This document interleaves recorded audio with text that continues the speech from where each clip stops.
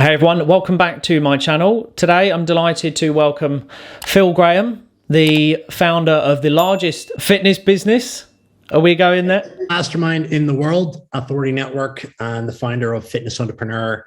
We help transform the lives of fitness professionals, take their passion for health, fitness, and help them transform that into a highly profitable organization, business that essentially allows them to make an impact in the world, travel the world while they're doing it, and have a lot of fun. So got a lot of value for you guys today. Can't wait to share. Aaron, thank you for taking the time to bring me on. Cannot wait to share. So dude, I'm all yours. Absolute pleasure. Cool. Well, there we go. It's obviously we're going to touch on the fitness industry, how competitive it is right now, and also what I want to tap in with Phil is actually how you can stand out, because obviously there's a lot of people that are taking fitness very seriously nowadays, and then people are thinking, oh, can I use socials to leverage it into a business? Well, obviously it's happening. People are doing it, and which creates competition. So we're going to dive into that. Firstly, look, go connect with Phil on Instagram. Just pop in Phil Graham, find out more about him. And let's kick this off, just starting from your background, Phil. You know, where did the entrepreneur start? You know, when did you realize that actually I want a little bit more from life? Well, I think it goes back to, so as early as I can remember, I was always selling stuff. And I remember back as far when I was 6 or 7 years or 8 years of age, selling sweets in the garden. I'd set up a temporary little tuck shop and I was selling stuff from the garden. Regardless, I'd tried my hand at jobs and went to university and studied a full-on degree on nutrition and went in. My dream was to work for the health service, and realized that, you know, my dream of becoming a dietitian in the health service was essentially not what I really wanted to do. And it's important to link back to how I actually created that goal. I was diagnosed with type 1 diabetes at 16 years of age, and I was told overnight that, quite frankly, you could die sooner, you could end up with a severe complication, and essentially life isn't going to be the same. But, and this is the kicker, but if you take care of your health, your nutrition, your training, your medication, your mindset, your lifestyle, it's not going to influence you. So when I was told that, I was inspired with hope. And I set on a quest to master and learn all the areas of nutrition, training, lifestyle, mindset, et cetera, and medication. And I controlled my diabetes. In fact, I actually fell in love with exercise and went on to be Junior Mr. Universe, Junior Mr. Britain, and compete in shows all over the world at a very young age in bodybuilding, because bodybuilding was the vehicle that allowed me to essentially practice the nutrition, the training, the dedication, the accountability, and understand more about my diabetes. I was able to, you know, look at all these nutrition books and training books and take that information and turn that into something positive.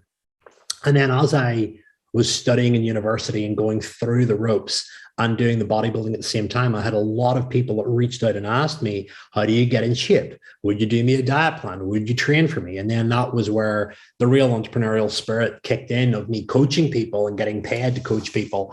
And then I quickly realized that I could make more money and impact more lives doing it through my own private consultancy versus going and working around a load of red tape in the health service, et cetera, et cetera.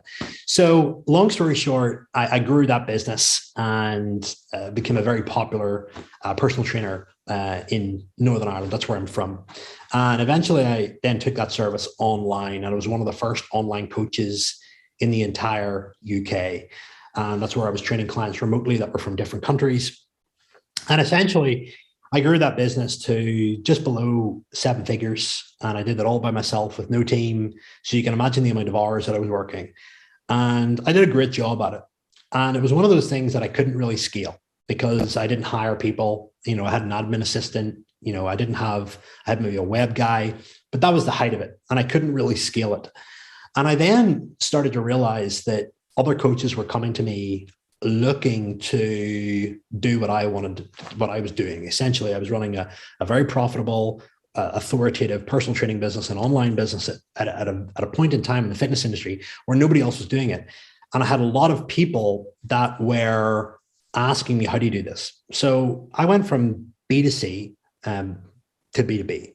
And essentially, I took those services of or all the knowledge that I had of building a business, and I began selling it in a package to other coaches. And I sort of dwindled off my B2C business at the same time and then grew my B2B. And what I then did was help essentially create a significant number of online coaches in the early days when not many people were doing this. Help people with all the acumen aspects of business, from admin to sales to marketing to delivery, and essentially give them a model for my business, and realized, hey, I'm actually creating a lot of wealth here for people. I've got to charge more for this. So I scaled and scaled and scaled. And over time, got to the points in the business where I was doing roles that essentially I shouldn't have been doing. And I was able to hire people and then build my own team. We have a team of 21 people now. And, fast forward now, we've helped thousands of fitness professionals all over the world build 6 and 7 figure businesses in the online space, in the real world space. I speak all over the world. I educate all over the world. I write. I've done a lot of stuff for the fitness industry, and have helped a lot of coaches take their passion and turn it into a full, proper business where they're actually hiring their own teams and they're impacting people. That's been a great journey. On top of that as well, I also wrote the world's first encyclopedia for diabetes and muscle building, and created a large community called Diabetic Muscle and Fitness. And that was at the same time that I was sort of exiting my personal training days and going into the B2B. And, I've had a lot of experience of not just building my own fitness business, building the book business, but also now building a B2B business that, does multiple millions in profit every single year. And we get to change a lot of lives, most importantly. But the infrastructure, the team setup, the leadership, the client acquisition processes, all of the elements of making that business come true and roll out and play, is a very intricate process. And it's something that I'm very passionate about, love talking about, especially to the other entrepreneurs.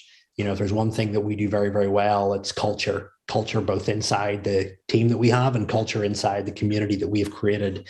So more than happy to share my insights and goals on that, because I've had plenty of scars along the way. But essentially, a challenge in my life, which was diabetes, turned into a mission and a purpose. And I used it constructively to, bring value to myself and bring value to the world. And I think that's the most important thing to take from this, is that, I did something extremely productive and positive with a challenge that was meant to kill me quicker, rather than dwell on it, sit on it and do nothing. So, I suppose the main theme and thread that we can lead into is, every chaotic event in your life is designed to steer you in the direction of opportunities, provided that you see them. And it's down to you to ask the right questions, surround yourself with the right counsel of people, and essentially follow through and have the courage to follow through despite not knowing what's on the other side. Back in my day, I always knew that I was a great entrepreneur, a great coach. I always knew that I was capable of making money, but I never started out with the intent of building a large multi-7-figure business. I just set out on this quest to really help people in the most effective and efficient way possible, and to build a strong team around me. Happy to share some insights. Awesome. So you had a brilliant reason why. So that's the thing is, a lot of people, why do they get into the fitness? Everyone's got their own reason why, but it's nice to actually hear that there was a genuine reason to say, actually, I'm not going to let this hold me back. And actually, how can I better it? How can I overcome it? And then obviously organically, it's led you nicely into a business.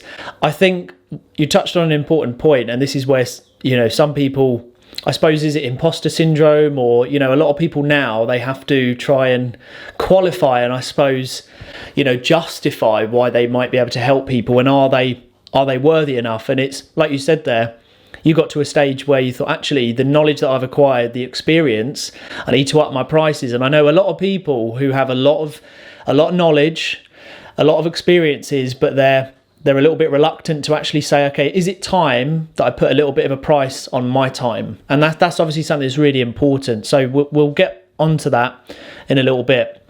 Obviously, you said there about becoming one of the first online coaches. So I can only imagine the timing of that and pulling the trigger on that obviously massively benefited you when not everyone was online, whereas now everyone's online. So what do you think the steps are to stand out from the crowd when everyone is online? Because actually I'm in a conversation at the moment with a friend of mine who's into fitness, and he's trying to generate more clients. So if he watches this, how can he stand out from the crowd using socials right now and the online presence against other coaches, other fitness influencers? How do you actually stand out from the crowd? All right, there's 101 things I could share on this, but I'm going to distill it down into a handful of points. Is number one, give yourself permission to be yourself. That sounds very vague and generalized, but when you're yourself, you bring your unique character traits, personality, and energy to the table. When you try to emulate somebody else, which is perfectly fine at the start of your journey because you need to essentially have a voice to replicate, when you end up trying to be that person, you just end up being a more redundant, lesser effective version of that person. You end up creating a business and an audience that's suitable for somebody else.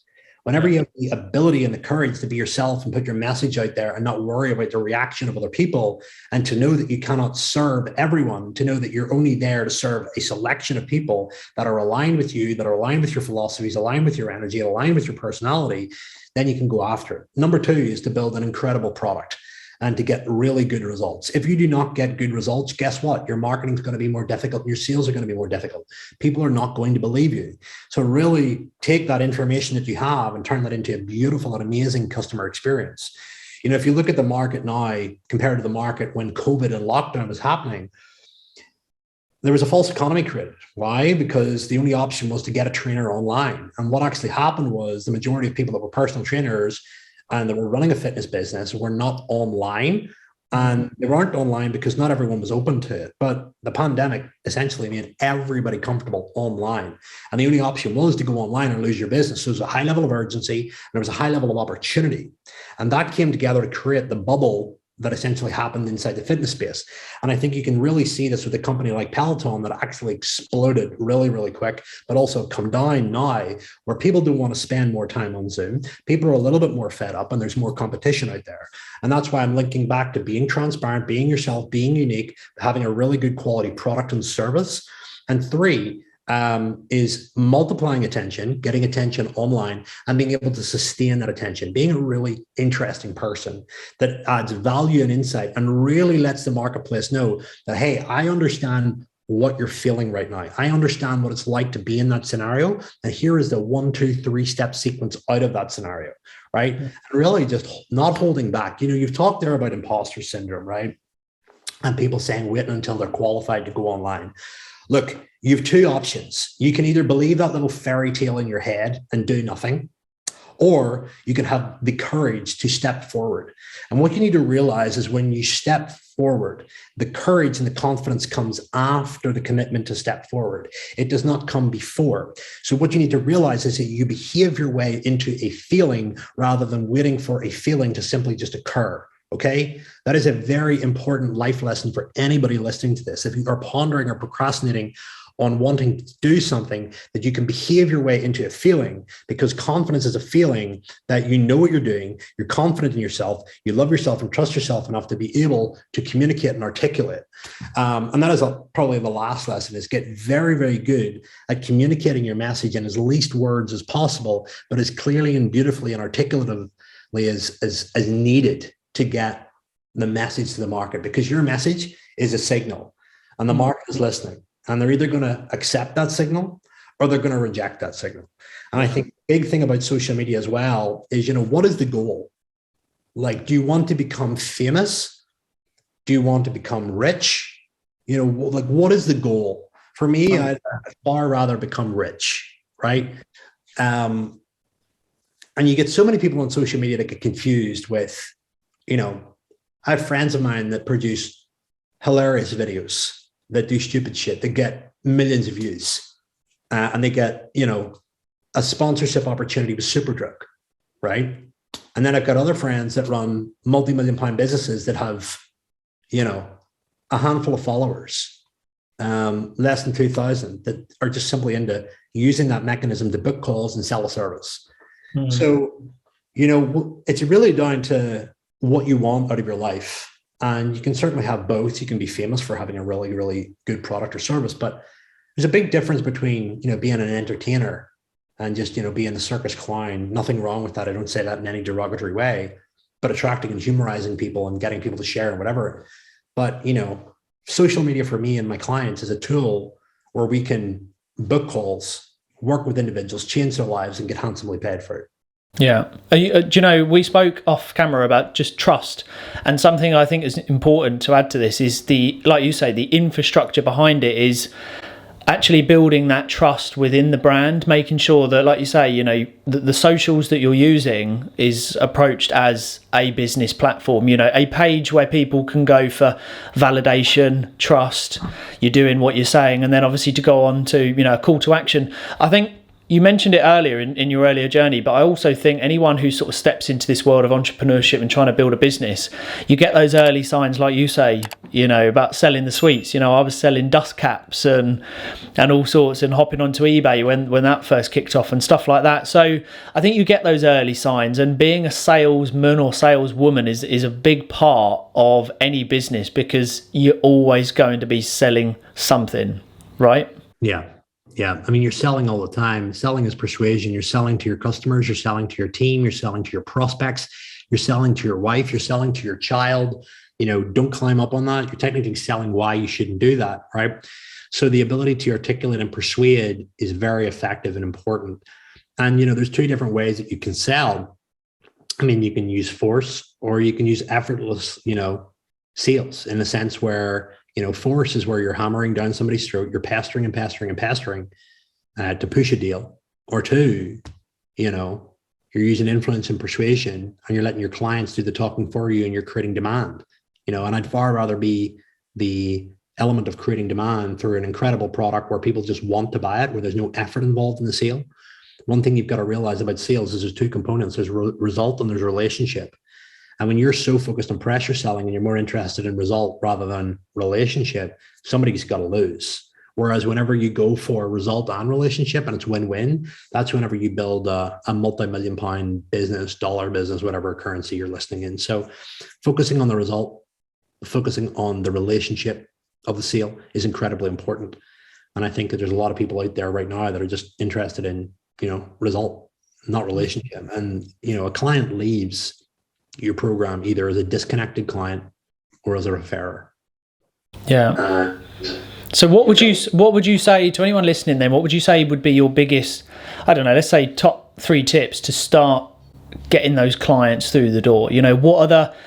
What things do we need to have in place in order to go, right, okay, now I'm comfortable to say, let's get more clients. And obviously this is going to apply to any business, anyone watching. Yeah, I think the first thing is social proof. That sounds really simple, but if I put up a post on my Facebook going, hey, here's what I've done, here's who I've worked with, here's what they were like before, here's what they're like now, and here's what they've got to say in a few words. If this interests you, drop me a message. Let the client do the talking. Like I said, if the product's good, the product is the marketing. Yeah. Secondly, do not be afraid to sell, right? Selling is caring. And the number one rule of sale is doing what's best for people, right? So you have to, if you are selling something and you know that it's going to help people, you have a moral obligation to put it into their hands and to make them aware of it. If they are not ready to commit, that is absolutely fine, provided that you have communicated clearly what it will do for them. Letting them know, hey, I'm not interested in selling you the product. I'm interested in selling you what happens when you get the product. That's a far better frame and angle to approach this from, rather than just force. That's awesome. Great advice there is to, pitch that this is what you will get from the product that's on offer. So just as we come to a close there, Phil, what sort of book recommendation, is there anything that you've watched, seen, someone you've met that's been a big impact in your life and that you could sort of share with the audience that, this impacted me? Yeah, I mean, I've been fortunate enough to connect with many successful and influential and inspiring people. And, I've no shortage of the amount of people, but, I get asked this all the time, who's your greatest mentor, or who is your greatest teacher? And the greatest mentors and the greatest teachers in my life have been the people that told me that I couldn't do it. And the people that told me that, made fun of me or criticized me or tried to hold me back. Because essentially those were the people that inspired me to go searching for the answers and essentially develop the courage to step out of the current identity that I was in to the new identity that wanted to achieve the somewhat impossible at the time. And without having the pain of experiencing those individuals and living with those individuals and those circumstances and those chaotic moments of self-doubt and what do I do next? And is this going to work out? It wouldn't have been possible to move forward. So you've got to understand that, pain and painful people and scenarios and things that people will say to you are necessary for building an incredible life. And it's how you stockpile and you utilize that fuel productively to move forward. And once you do it the first time and the second time and the third time and the fourth time, it gets easier and easier and easier. The reason why is not essentially because the challenges get easier. It's because you get better. The challenges actually get harder when you actually look at them from a distance, but you get better. And when you get better and you're able to deal with those, then as you grow through the levels and you conquer the challenges, you develop a deep level of trust for self. And when you develop a deep level of trust for self, then you know that you can take it on and you're not afraid of it and you don't retreat. So, that is a very valuable insight for anyone listening. That it becomes your driving force, doesn't it? And something I love this quote is like Frank Sinatra, the best form of revenge is success, just going out there and doing it and letting your, whatever you make of yourself, that will then speak volumes, actually going out there and, like you say, taking that fear, lack of support, people that don't think you can make it, you use that, turn that into your fuel and then go on to do it, speaks volumes. You don't need to say anything else, do you? So that's a brilliant insight. That could be people from your school. It could be parents. It could be another half. So you've got a range of people there. And quite frankly, the ones that have the loudest voice are typically family and other half, So always bear in mind, if you want to go to a new level in your life, a new level of income or whatever it is you want or impact, you're going to have to assassinate an old identity. And that old identity has got behaviors and it's also got relationships that essentially need to change and evolve over time. So that's a scary thing. Not many people want to assassinate the old to create the new.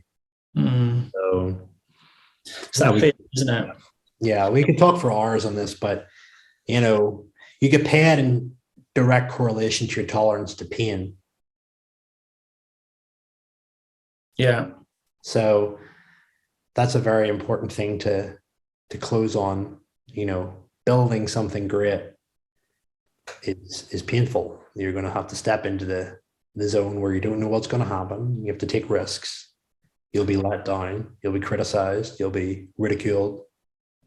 And the reality is it's whoever has the greatest vision for themselves or their mission is the one that's going to win. So, I've tried to build a life where I make decisions from the vision that I have for my life rather than the circumstances that I find myself in. So, yeah, there's some awesome points there, and there's huge takeaway.